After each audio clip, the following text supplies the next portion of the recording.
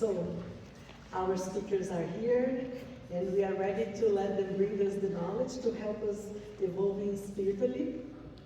Are you ready with your pencils, notebooks, to take notes of questions and everything? The speakers are going to talk about the themes for 15 minutes, and we're having 15 minutes for questions. So, our first lecturer will be Joyce Magalhães. Joyce, the daughter of Elione and Zuleide Souza, was born in Brazil, where she graduated in medicine. Now she works as an anesthetist at Oakville Trafalgar Memorial Hospital in Oakville, Ontario. And she also works as an assistant professor in the Department of Anesthesia at McMaster University, Hamilton, Canada. She was born in a Catholic family, and she began studying Spiritism in 2009. She has been an active worker in Spiritist centers ever since. In her journey of practicing Spiritism, she initially worked at the Mount Vernon Spiritist Center in New York, USA, and in 2011 she moved her practice to the Toronto Spirit Society, where she has been studying, practicing, and teaching Spiritism till now. She works in the Child's Gospel Spiritism, so do I, and also as a speaker in Toronto Spiritist Society as well. Welcome, Joyce.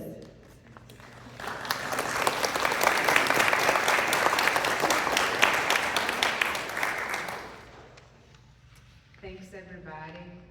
It's a pleasure to be here today, and as per the introduction, so I moved to Toronto in 2011, and since then I had a chance to be in this event a couple of times, so it's a pleasure and an honor to be part of the event again and helping to share a little bit of our knowledge in the Spiritism. And my idea here today is not to teach anyone, but basically I want to share a little bit of what I've been studied, and also my hope is that at the end I can kind of plant the seed on each of you, or cultivate the seed that each of you already have in your heart, to bring up the will to leave this house and go and study more, because there's a lot more to be learned, right? Not only me, but all of us. And there's so many books in Spiritism brought to us by Kardec, and it's important that each of us go and start this journey of studying and learning and understanding more our purpose in this life, why are we here. And I can guarantee, more we study, more consolation we find, and more understanding and hope we bring to our lives. So today I was invited to give this talk about God's creation. I am an immortal spirit evolving through reincarnation. So it's a big topic. Obviously, I'm not, like, it's impossible in 1 hour, 15 minutes to discuss everything about this. But as I said initially, my idea is just to give that first start. And I invite each of you to go, and based on the references that is present in this talk, go and study more and learn more. There's a lot more to be learned for sure. So next slide. So for those who are new to Spiritism, that might be here and not know a lot about Spiritism, I want to start with, talking about this. What is exactly the Spiritism? It's just, it didn't come to break any laws. It didn't come to say, to do a new gospel. And it's actually the opposite. Spiritism is here exactly to confirm what we already learned and read through the gospel. But basically, it's just a tool that was brought to us by Kardec to bring the Jesus teachings a little closer to us, to our heart and to our understanding. Because we are now in a time that, as a spirit, we are evolved enough to have a better understanding about what Jesus was teaching to us. So Spiritism is here exactly to help us through that process. And next slide, please.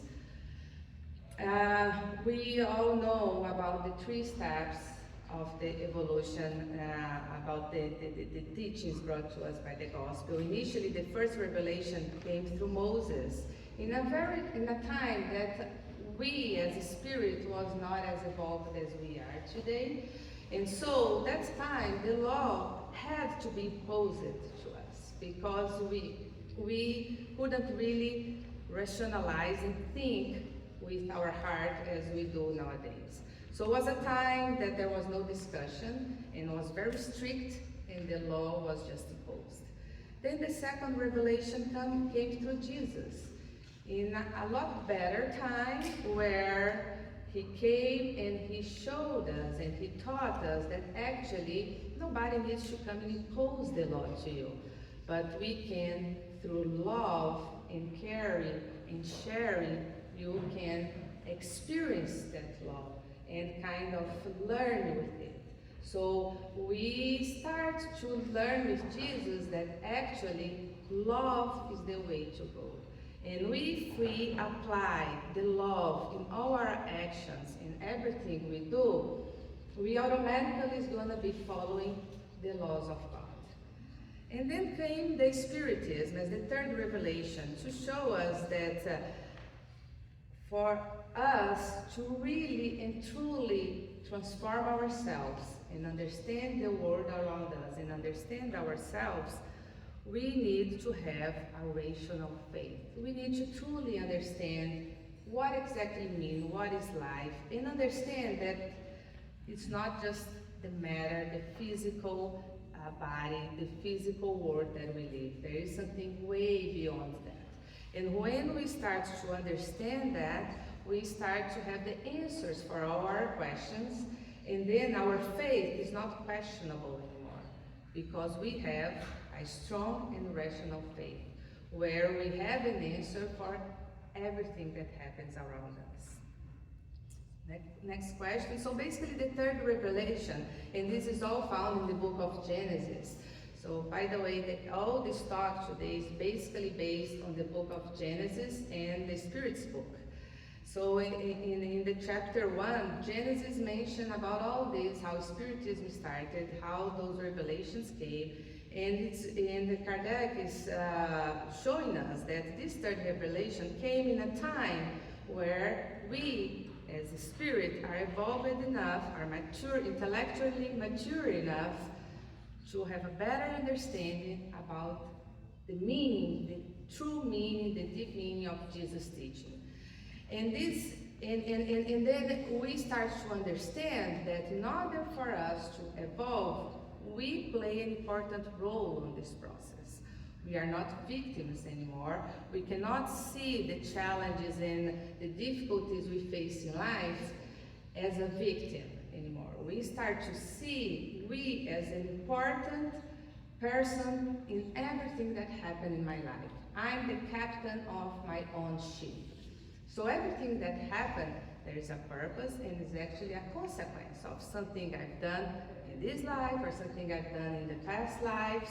So I start to understand my role in this learning journey that we are.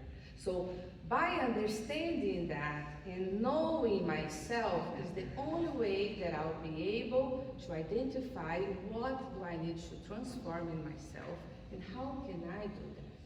And I start to understand that I cannot blame anyone around me by my own mistakes. I cannot blame if I'm facing a very difficult situation now. This has a purpose, this has a meaning, and when I understand that I'm the one in control of everything that happening to me, this not only gives me some consolation, but also gives me the idea that if I'm the only one responsible, I can be the only one responsible for the future too. So I'm the one that needs to find the ways to transform myself and to make this different. And it's so amazing when we also learn that God, with all His mercy and love to us, He gave us a new chance every day. So this is exactly the main idea behind my talk today. That by understanding that Spiritism is teaching us that now we are the one controlling our own ship, we are the one responsible to move forward. So we are the ones that is responsible to my own evolution. If I'm gonna reach the end faster or slower, it's up to me. It's in my hands. And just by being here and like listening, like being in an event like this, it's the first step we do. Because it shows us that, yes, I know that I'm still a child of God. I know I make many mistakes, but I'm here to learn more, to make it different next time. So I have to say that we are all doing our first step, and that is amazing. Next slide, please. So basically, I will talk about a little bit. Again, I'm not going very deep in any of those concepts, but my idea is just to start by saying how we were all formed, how the life started, and connect this to spiritual life, and connect this to how we all evolve, okay? And bring that connection to the principle of reincarnation. So basically in Genesis, they explain in simple words, so it's relatively simple for us to have the idea of the principle behind it. And they start to explain how the organic Genesis started. And one of the things that starts to impress me right away is when we start to learn that everything we see, a living being or just an object, everything we see here around us, even in this auditorium, it are all formed by the same small number, relatively small number group of chemical elements. So, and just by starting that reflection, it brings to me the idea, oh my God, how come there's still question about if God exists or not, right? Because when we think that there's just few elements, chemical elements, that just combine it together, they can make a plant, they can make a stone, they can make some minerals, they can make this monitor here, they can make my whole body.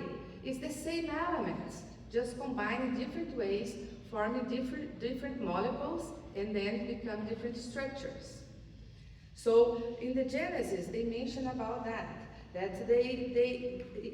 everything comes from that small list of elements, and then when they are combined in a certain way, they make an object or a structure. And what will make that structure a living being, an organic object, or just a mineral is a vital principle. That is an energy that will be connected to that chemical structure and will make that organic. Next slide, please. So basically, we see around us a whole combination of structures and different things that all comes through simple elements such as oxygen, hydrogen, nitrogen, carbon, chlorine, and all those that we find in the periodic table, for those who remember a little bit about chemistry from school. So they all come from that table, combined in different ways, forming different structure. And it's such amazing to think that how come by chance those things after an explosion will boom and connect in such a perfect way that make us to be exactly here as we are, with different objects, different structures, like thousands and thousands of different animal species, different plants. So it's impossible for those just by a chance to be combined in such a perfect way. It must have an intelligence, a supreme intelligence above all this, to coordinating and to organize all this. So this is one of the things that, like, just by a simple thought about that, give me the idea about the existence of God. And although none of us are truly able to explain exactly what is God at this moment, and the Spirit's book tells us that as well, that we are not ready yet to fully grasp and understand the idea of what is God, but we have so many signs around us that show us that to us every day, right? And in this beginning, when Genesis is explaining the start of life, they mention about all these chemical structures, and in a certain way, it also shows that nothing is wasted or lost. Everything is in a continual recycling, right? Next slide. So, and when that is connected to the vital principle, then we have the organic beings, which can be a plant, an animal, anything that has life, right? So basically, there is like not talking yet about the intelligence principle, which is another topic that we're going to touch very soon. There is in organic matter a special indiscernible principle which has never yet been defined. This is the vital principle. So this principle, which is active in living beings, though extinct in beings deprived of life by death, nevertheless gives to them the characteristic properties distinguishing them from inorganic substances. So basically the difference between inorganic and organic matter is just the vital principle, because the chemical components behind it are the same, okay? So oxygen, hydrogen, nitrogen, and carbon, in combining themselves without the vital principle, they form only a mineral or inorganic body. And the vital principle is able to modify the molecular constitution of this body, gives to it special properties. So in place of a mineral molecule, then is found a molecule of organic matter. Next slide. And then we start to think, okay, we start to have an idea about the minerals, the inorganic components. When that is connected to a vital principle, we start to have life behind it, and then we can find the organic different species, like plants, animals, and then come to us, the human beings. All of these are creations of God. And basically, by knowing like the human being, we know now that the science already explained to us many things about this process of evolution. By studying the science, we start to understand about Darwin laws, we start to understand that the life starts in the water with many different animals, species, and slowly that it progressed to land with the amphibians, the reptiles, and slowly that evolved to the mammals, and we are part of those group of mammals, right? So, but when we start to study science, we see that Spiritism is in a huge connection with that. Spiritism supports all those factors and all that process of evolution. But Spiritism also gives us something else that science is not really able yet to explain. And we're gonna get there in a minute. But basically, Spiritism totally agree with all this process, and we see that in the book of Genesis. That is basically when you start to read the book, we see many things that we can also find in a scientific book or a magazine. So it makes sense, all this process of evolution. But we also know that the real beginning, we are not ready yet to understand. How the very, very first species or animal started, we don't fully grasp yet. We know that it started in different parts of the world, and those animals were evolving until we got to a human being, but we don't really understand exactly the first step. But at the same time, Spiritism tells us that we're going to get there in a way that we were able to understand how that very, very first step started. So in the field of matter, Spiritism advances side by side with materialism, with science.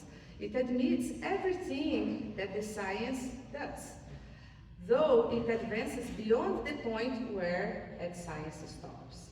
And that's beyond the point that they mention in the Genesis is exactly when we start to understand and to learn about spiritual life. Science is starting to study that, but is still not really able to give the evidences in the same level that they can give about the material life, the physical life. The next step. So, and then we start to think, I mentioned about inorganic matter, when that is connected to the vital principle, we have organic matter, we have life, and those are the plants and all the animals. And then what makes it the difference between when we analyze the group of organic beings, what is the difference until we reach the human being? It's basically when we start to understand this other principle, the intelligence principle. And by reading in the Spirit's book about what that means by intelligence principle, we start to understand that actually it's the Spirit that is behind that. If I can get a cup of water, please, thanks. So basically, we start to understand that, the intelligence principle is exactly what is going to be connected to that organic being and will be able to make them think and understand and have the free will to make their choices. Thank you. Sorry about that, I should have the water beside me before.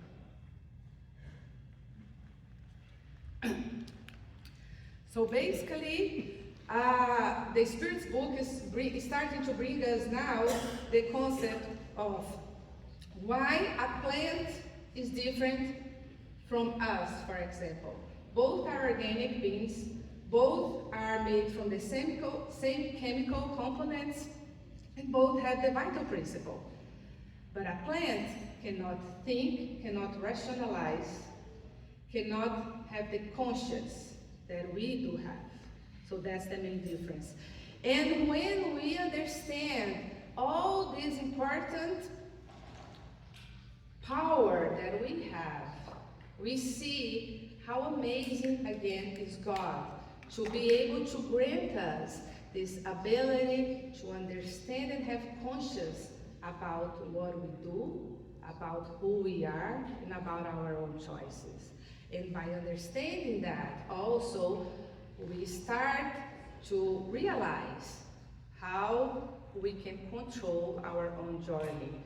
And again, coming back to that principle that I cannot see myself as a victim anymore, because my choices has consequences. I cannot blame outside anymore, because I'm the one controlling my own ship. So in the question 71, in the Spirit's book, it was asked, is intelligence an attribute of the vital principle? And they say no. Since plants live and do not think, they only possess organic life. Intelligence and matter are independent of one another. A body may live without intelligence, but intelligence can only manifest itself through the physical organs. And then it continues the comment. Intelligence is a special faculty belonging only to certain classes of organic beings that gives these beings the power to think, the will to act, the consciousness of their existence and individuality, and the means of establishing relation with the external world and fulfilling their unique needs. So just by that comment, we see how important is the fact that I am a being in this life that has the vital principle, but mainly also has this intelligence principle that gives me all this ability to see myself as a unique person in this world and also responsible for my choices, for my actions.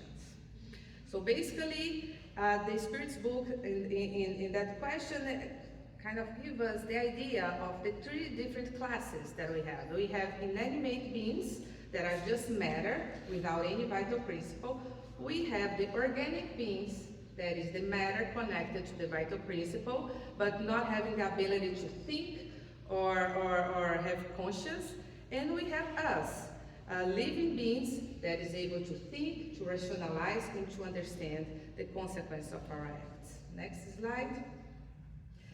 And then we start to understand that actually when the spirits starting to mention about that intelligence principle, they are actually mention about spirit, because that intelligence principle is exactly spirit, as us as a spirit. So how can spirit be defined? Is the question 76. And the Spirit's answer: spirits may be defined as intelligent being of the creation. They populate the universe outside the material world. And then, after that question, in the Spirit's book, they will start to understand and question the spirits. Kardec starts to question the spirits, how the spirits started. So how that started. And you're going to see that they will start to give us answer about that, but still, the same way that we cannot fully understand how the first animal exactly started, we have evidences that it started in many parts of the earth in different moments, and and those animals were slowly evolving in different species and different classes of animals until get the human being, the most evolved animal. The same thing as spirits. We cannot fully understand when it first really started, but when God, like how God created the first one. But in the question 78, Kardec asked, do spirits have a beginning or birth, or have they existed for all eternity like God? And then the answer is clear in showing us that they cannot exist for all eternity, like God, because at some point God have created, right? So they didn't start with God, but they were created by God. However, we cannot fully understand how that process started. So they answer, if spirits did not have a beginning, they would be equal to God, but they are God's creation and subject to divine will. It is indisputable that God is eternal, but we know nothing in regard to when and how we were created. In other words, we are not ready to fully understand that yet. In this sense, we have had no beginning. Since God is eternal, the Creator must have unceasingly created. So, of course, we must have a beginning, right? As to when and how each of us was made, I will repeat, no one knows. This is a mystery. So, and Spiritism teaches us in many other occasions that actually it's kind of a mystery now because we are not ready to fully understand yet. But we will reach a time that we'll be able to understand that in an easier way. And then in the question 83, they ask, do spirits have an end? We understand that their source is eternal, but we want to know whether their individual existence has fixed term, and if, after a given period of time, the elements from which they are formed is redistributed. Does it return to the mass from which they were produced, as is the fate of material body? And then they answer, as humans have limited intelligence, there are many things that you do not understand. Regardless, this does not constitute sufficient ground for rejection. Children do not understand all that is understood by their parents, nor does an educated person understand all that is understood by an educated one.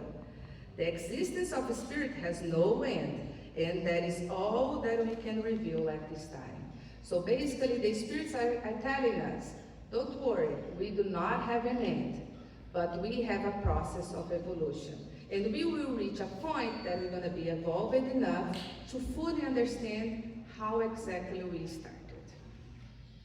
So the next slide is basically just to represent about a little bit of all the topics I mentioned. So we are, as organic being, we have a body. That body is connected to the vital principle, and we now understand that there is an intelligent principle, which is the spirit, that is connected to this body. So me, Joyce, here, you can see only the body. But as a spirit, I'm connected and I'm able to animate this body. And that connection is happened through the perispirit. That is the semi-material matter that connects that spirit to the physical body. The next slide. So admitting, and then the Genesis starts, admitting there is a spiritual being and its source found to be outside of matter, what is its origin? From whence does it come?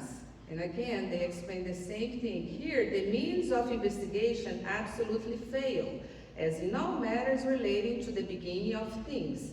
Man can ascertain only that which is material.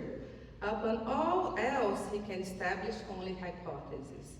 So basically, we are in a stage that we can only hypothesize how everything started. But again, we all know that we're going to get all those answers as we evolve. So next step. So basically, after having the idea of how the life started, again, we cannot fully understand exactly the very first beginning, but we have an idea through all this scientific evolution and all our knowledge that all came from those chemical components together, form a body, the body connected to a vital principle, become an organic body, and the difference from the plants and us is basically the intelligence principle, which is a spirit that animates this organic body of us and give us who we are at this moment. And make us understand that we are a being that is able not only to live, but also to have conscience, to understand, and to have the free will to make our choices. And then that knowledge will help us to understand the main principle that Spiritism teaches us when we start to study about evolution, which is the principle of reincarnation. Because when we start to think, okay, I'm this in this physical body, living this life now, but why do I really need to be in this physical body? Why I cannot just have my life as a spirit, in the spiritual realm, and live forever there, like with the other spirits? And then by studying the principle and the purpose of incarnation, we will understand what Spiritism teaches us, that in order for us as a spirit to evolve, we need to be connected to the matter, to the physical matter. Because by being in a physical body, we're going to face challenges and situations that we cannot face in the same way when we are in the spiritual world. So by being in the matter, we are facing temptations. We are forced to survive. We are forced to take down our selfishness and start to see that the only way I can survive well in the planet if I care about the others. We start to learn that it's important to share. And basically, we learn all that through our own mistakes. Because also Spiritism teaches us that we are not created, our spirit is not created with full of virtues and capacity. We are like a seed. We started from the very beginning totally unaware and ignorant. And the only way we can evolve is by facing these difficulties and challenges and situations that only the matter and the physical body, the physical existence can impose on us. And that is basically the main principle behind incarnation. But then some people might ask, oh, but then it needs to be that painful? That does not make sense. If you tell me that God is all justice, love, and care, why He make us go through this process? Basically, there's nothing that say that this needs to be painful. It's actually painful because we choose that. And when we start to understand that, again, we will see and confirm that we are not victims. Everything is a result of our own action. How painful this journey is going to be, this transformation process is going to be, is up to me. I'm the one controlling my own ship. I cannot blame anyone else. And basically, we start to understand that the only way I can learn is actually if I face those situations. If I really learn with my own mistakes. It's like a child, right? We tell them, don't do this because you're gonna injure yourself. Don't do this, but they will only learn when they jump and they hurt themselves. So basically, it's our nature. Although there are people teaching us, we can read the books, but we only really integrated those knowledge into your heart and really transform yourself when we practice it, when we face the situation, and you need to put all those knowledge in practice, right? It's so nice when we read a book. For example, now I'm reading that book, Feeling Great, by David Burns, and I highly recommend. It's a very, very, very good book when, especially if you're feeling down, a little bit depressed. And it's nice to hear that and get inspired, and you see, oh my God, this is amazing.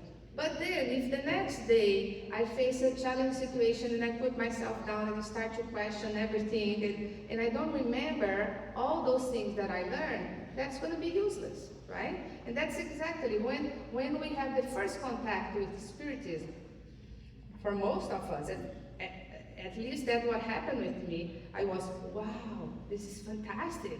Oh my God, look at this, I can find all my answers.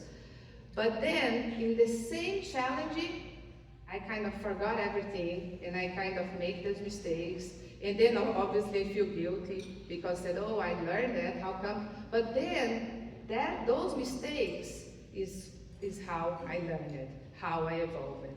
So, that's actually show to me how God is amazing and smart.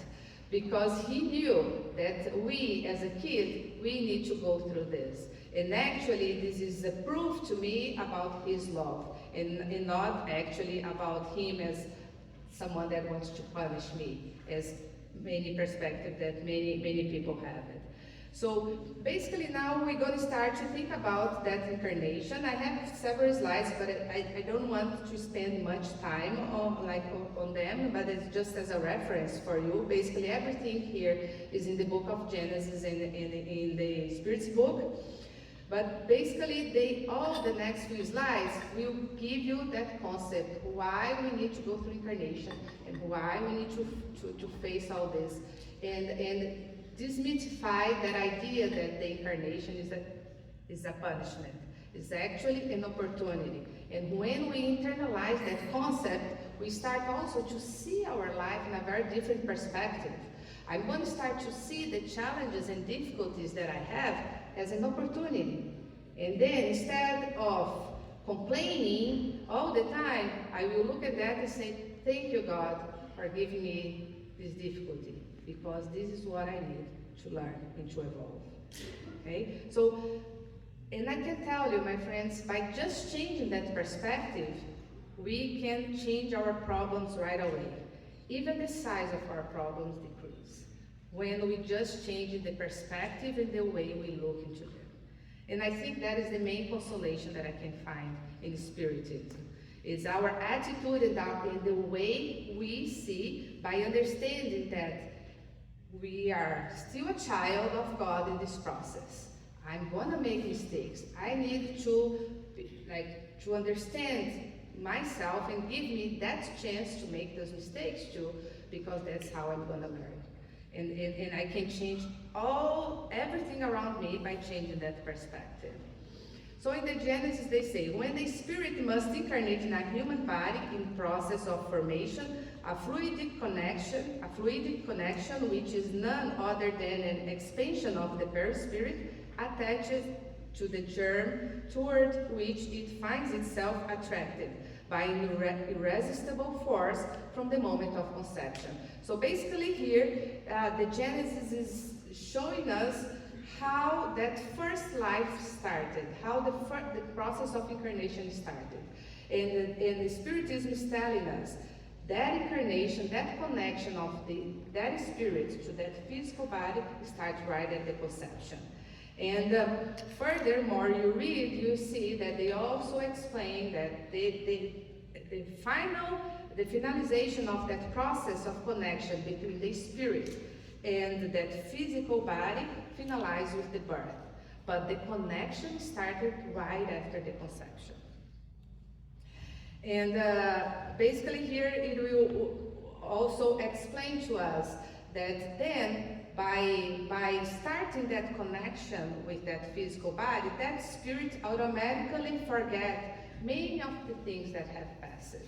And when we understand that we are receiving a new opportunity in each life, a new opportunity to grow and to evolve, we see how important is this to forget all the things, or at least most of the things that have happened.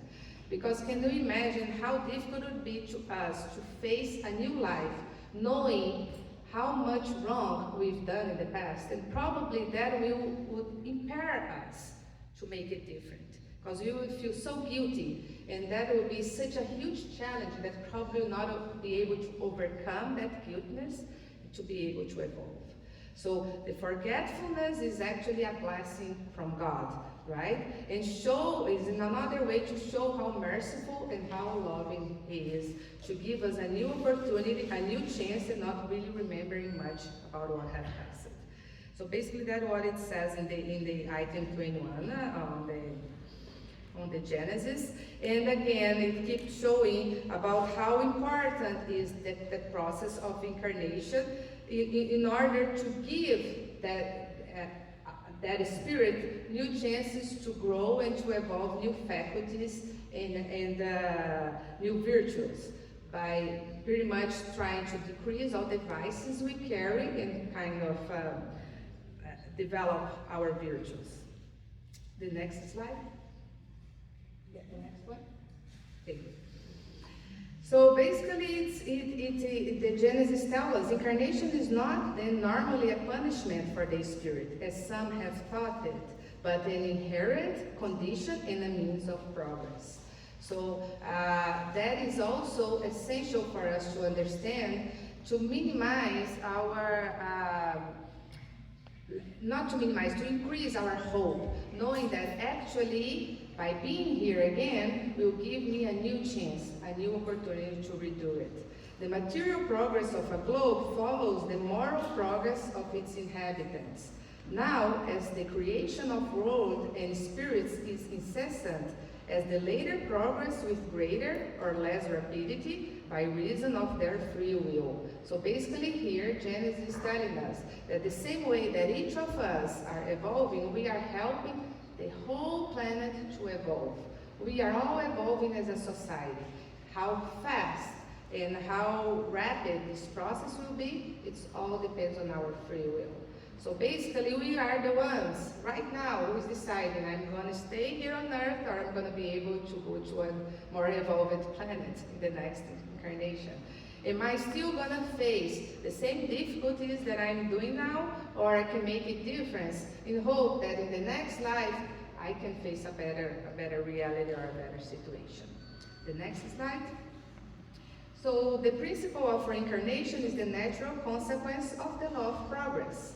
Without reincarnation, how is it possible to explain the difference which exists between the present social state of the world and that of barbarous time? So also understanding the reincarnation, it helps us to fully understand that God is just. Because it will be very hard also to understand how come some places are facing this, like some countries are so evolved and others are so poor. How come some societies live in a better condition and others not so much? How come some are so rich and some are so poor? So the principle of reincarnation also shows us that actually we are a unique family and we are all evolving, and you are facing this situation now, whatever situation you are, because that's what you need as a spirit at this moment to evolve. And the same for all the others. Nobody's facing something that they are not supposed to. So everything there's a purpose, there is a meaning. Okay? So this helps us to understand and to find our consolation in knowing that, okay, it's been very hard now, but this will also pass. It depends on me to find the right choices to make it different for next time. And then next slide, the next few slides is the same thing, the same concepts in the Spirit's book, because the previous were about the Genesis. So we have several questions in the Spirit's book from the question 132 that will talk about the purpose of spirit reincarnation. And Kardec asked, what is the purpose of spirit reincarnation? And the explanation is exactly what I've been talking here, that God imposed incarnation as a tool to reach perfection. And also was clear by the Spirit this message, that we all want to reach that perfection. How long it's going to be, we don't know, because also depends on each of us. You are the one responsible for your journey. How long it's going to take for you to reach that perfection, it's going to be based on your own choices. Millions and millions of years, incarnations, I don't know, but we will all get there. And by having that certainty also, it's an incredible hope, because we understand that God is always going to be merciful and always going to give you a second chance, another chance to redo it. Okay, and it's just that principle for me. It's the most consolation that I could have, to be able to face the situation and to be able to help myself and to help all the others around me. So the action of physical beings is necessary to the operation of the universe, but God has wisely designed this action to serve as a means of climbing closer to God. Thus, through the law of providence, all things are connected and everything in nature is united. So basically here also the spirits are telling us that we can't evolve alone. We need to be connected to each other. The same way that we'll never be able to be totally happy alone. I'll never be able to have a very happy life if my neighbor is facing violence, hunger, or conflicts, or everything. So we are connected. We are connected in this planet, and we are connected with the whole universe. So we need to evolve together. Yes, some spirits are going to go faster than the others, but we are connected to each other as a universal family. And in order for me to evolve, I need to help the others to do so. And that's also the beauty of learning this, because we can be instruments of information and love and care where we go, and kind of continue to plant these seeds by our own action, right? We don't need to impose spiritism or this knowledge to anyone, but by our action we can inspire many others around us. And then the question, next slide please, the question 133 also mentioned about the opportunities we have, the different pathways we have, basically how fast we're going to go through this process of evolution will be up to us. And I'm going to pass more quickly. So question 160, next slide, question 166 and 167 all repeat the same principle. Basically, why we are here, why we need to come through again in different experiences, and how this will impact my evolution. So basically, is by understanding that our actions has consequence, and I'm the one responsible for my choices. Always, always. Nobody is responsible to what I choose. We need to fully understand that to be able to face our challenges with a different perspective. In the next slide, again, the same principle. We can go over. The next one I go over. So I want to reach one more. Yeah. So here, again, is just a summary from what we've said.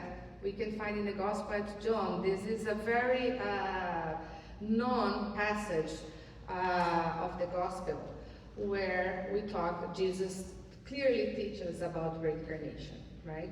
It was his talk with Nicodemus, when Nicodemus, who was a very knowledgeable man at this time, he came to Jesus and he started to ask,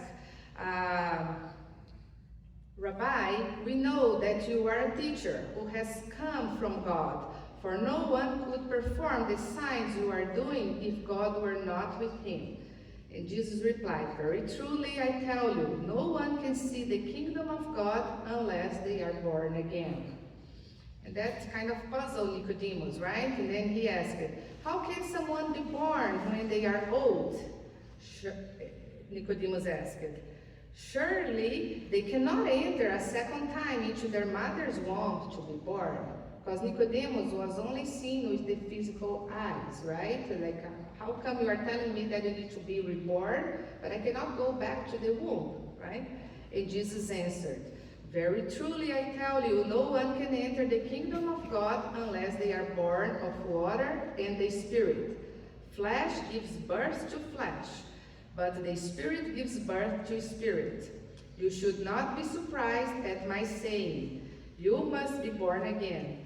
The wind blows wherever it pleases. You hear its sounds, but you cannot tell where it comes from or where it is going. So it is with everyone born of the Spirit. So basically at this message, Jesus is again re-emphasizing, if you want to enter in the God's house, basically if you want to reach that level of perfection, you need to be born again. And only by facing the challenges of the flesh, of the matter, you'll be able to evolve. And how this process is going to be, it's going to be your choice. You're going to have the free will for that. The next slide. How can this be? Nicodemus asked again. And then Jesus showed clearly to him, how come you are asking me, right? You are such a knowledgeable man. You should know that.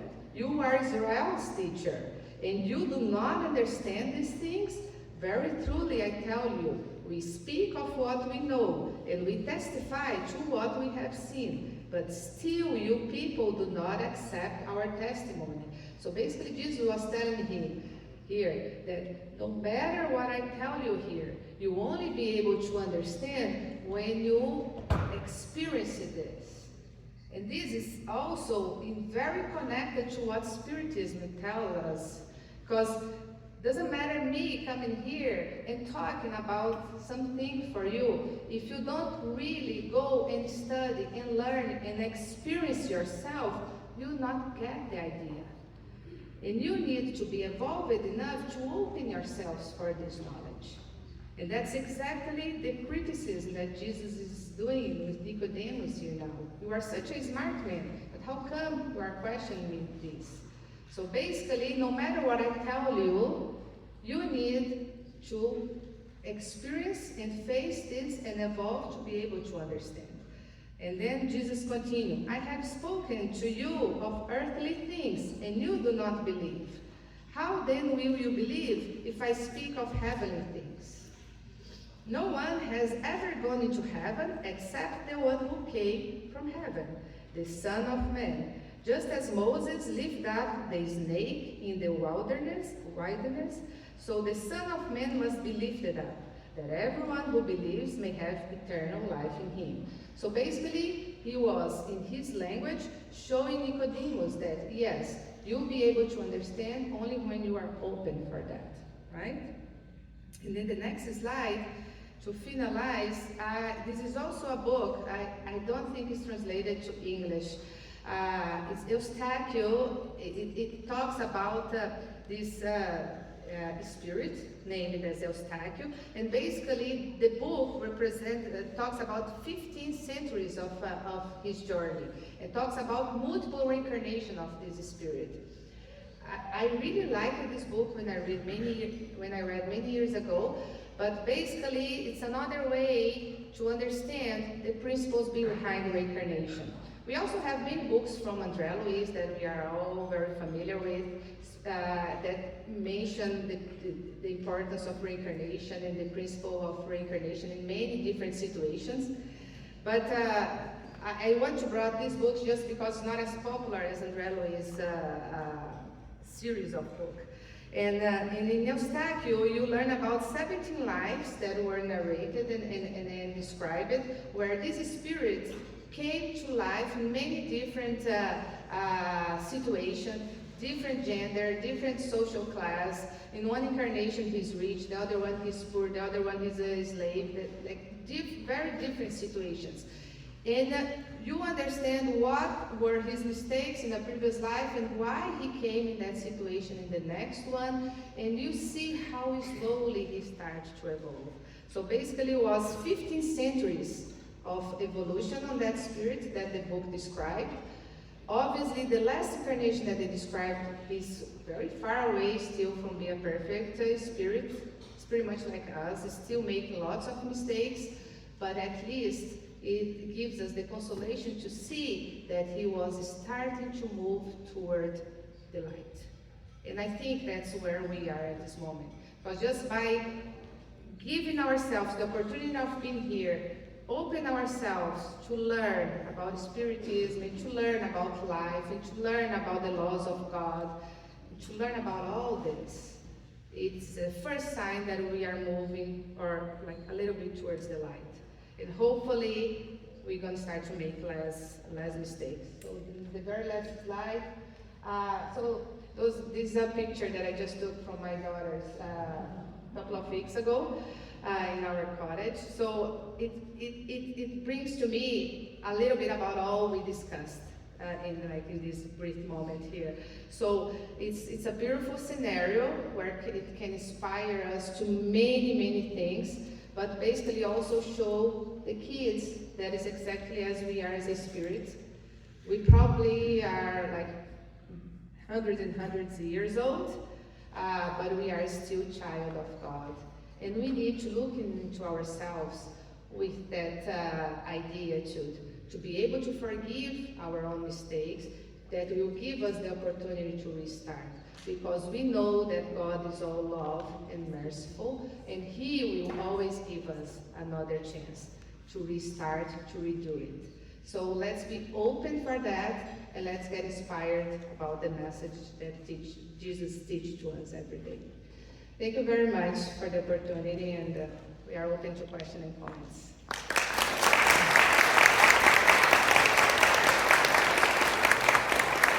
Thank you, Joyce, for the great presentation. We are going to open for questions for 15 minutes. So I will suggest that who wants to make a question comes here to the microphone so the translation can be done. So everyone who has a question, please come. Anyone?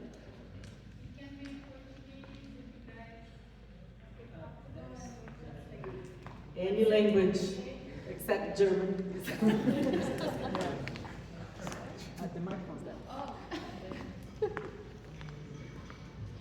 So my question can be a little bit confusing, but I have two. You talked about how the spirit connects to the body the moment of conception. Forgive my ignorance, I thought or I understood that that connection begins when we begin kind of planning. Is there a planning to all that? Or that's where my second question comes in. Do we ever reach a point where we don't need to reincarnate, or is reincarnation at some point become a choice instead of a need, or is it always a choice instead of a need, or is it always a need instead of a choice? Doesn't make sense. Yeah, so regarding the first question about when the incarnation starts, you are right in a way that most of the incarnations, they are planned, and there is a whole work in the spiritual world to help that process to happen.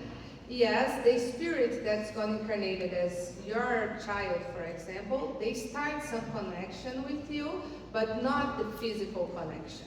Okay, so that process might start very early, many years before, because if that child will come to you, it's because there's a need for that. Probably there are things that happened in the past, or in some way one will be needed to help each other, because it's a strong relationship, right, as a parent and as a child. So there is a purpose for sure. But what I'm saying about that connection start during the conception is the physical connection.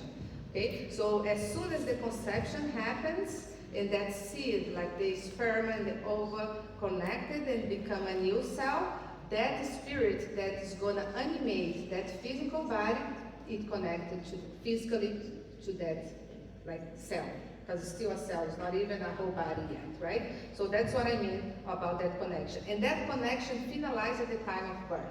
So it's a connection that started at the moment of conception, but right at the birth, that connection complete.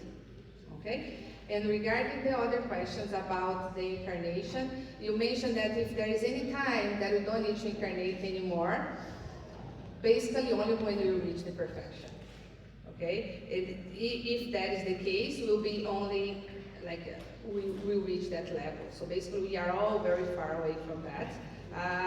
But in terms of if there is any moment that we can choose not to be incarnated, we can because most of that, the incarnations are planned, but some are mandatory. Depends on each situation and which level of evolution you are and which stage you are in that process. So you might be able to choose the moment to come, you might be able to plan that as a spirit, but it might be mandatory. Depends on what are the step you are.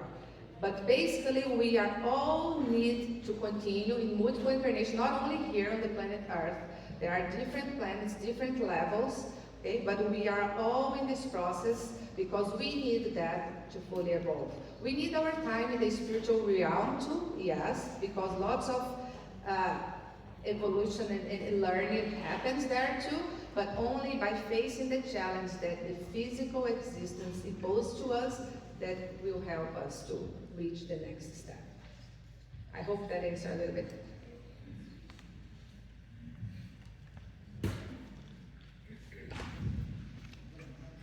Okay, thank you. That was beautiful. I have only one question. So how do we do if we have family members and the family member is going through, they have like mental problems, so they don't have ideally the same growth, right, mentally and whatnot. But my question is, how do we do, because you spoke a lot about connection, so how do we do if we have a lot of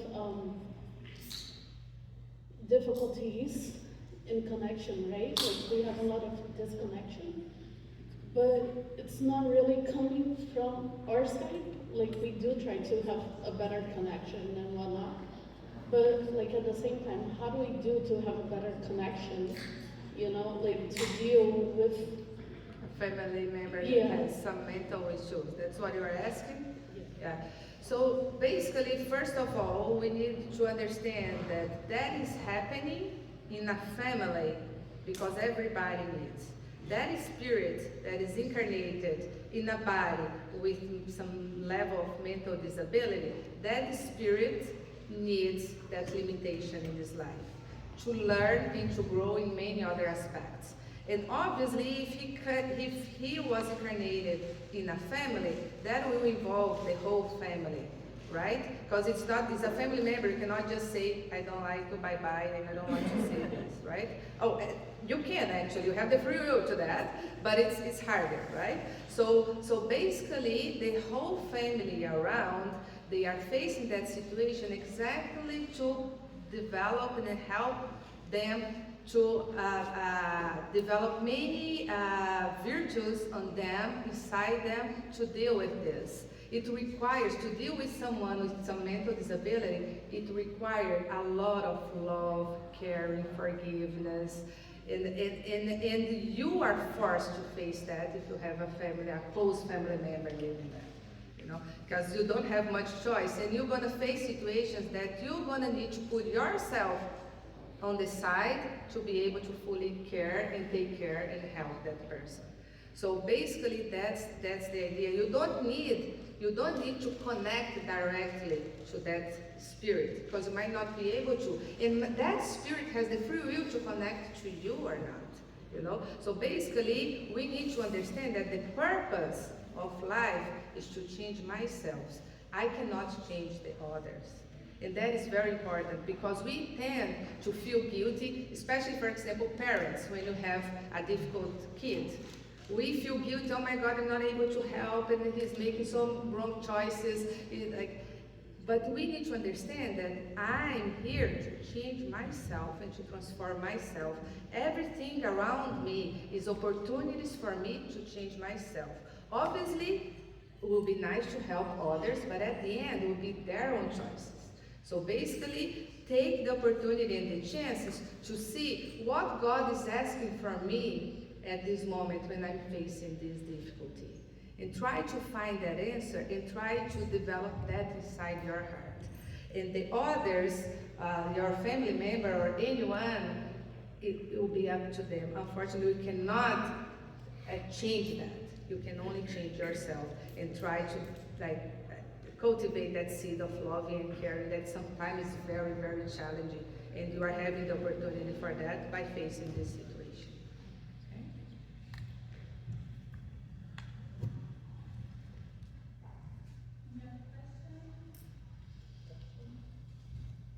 3 minutes for last question. Yeah, please. So I'm reading this book, feeling great as well. It's a great book.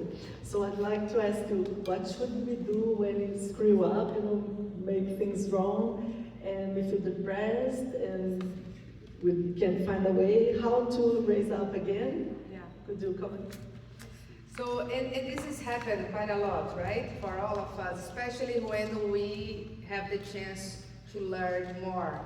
The more we learn, more we see our responsibility in this process. And that can trigger lots of guilty. And that can in some way go downhill if we don't connect ourselves properly. You can let that guilt increase on us, and that can lead to depression and very bad feelings. So basically, my suggestion is to read books like that inspire you, like I was saying about feeling great, but there is many books that help you to reset your thoughts. Because as this book, for example, was saying, that we feel what we think. Our thoughts kind of change completely the energy and the harmony around us. And someone facing depression is exactly feeling depressed because they are thinking depressive. Okay? So basically we need to find the ways to change our thoughts in the way we think, and that will help us to connect to God and to connect to people around us. And this can be done through books, through reading, through watching a good movie, through physical activities that connect you to nature, to the world around you, by volunteer activities that gives you back that meaning, the purpose of life, by helping the others. It can give you an incredible feedback, like you feel back like all the love you are trying to share. Like all those things can help you to like reset and reconnect and understand that yes, I made a mistake, but I will always have a chance to redo it. Always, always, always. Thank you.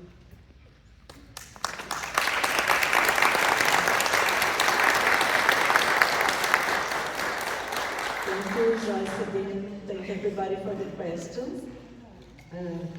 So our second lecturer on this day is Justara Carmichael.